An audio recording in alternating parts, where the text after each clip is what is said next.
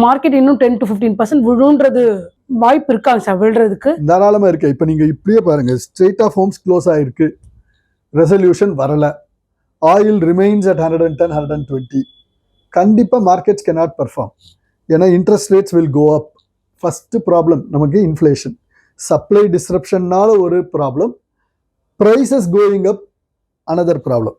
இப்போ ரெண்டாவது பிரச்சனை நம்ம இன்னும் பேசவே இல்லை, ஃபர்டிலைசர்.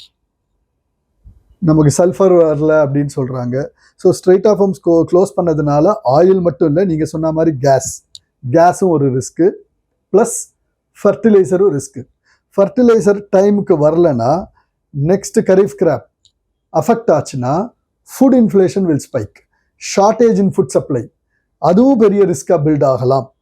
ஸோ சூனர் ரெசல்யூஷன் வந்து ஸ்ட்ரெயிட் ஆஃப் ஹோம்ஸ் ஓப்பன் ஆனாதான் we will be having relief.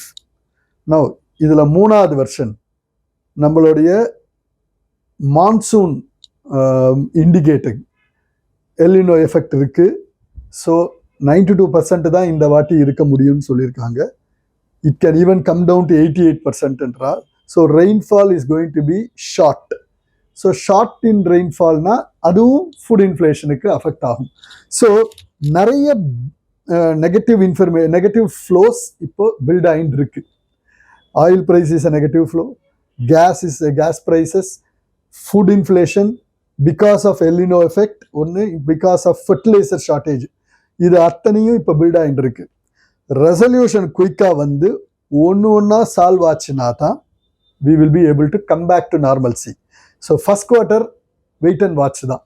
It can be somewhat negative also.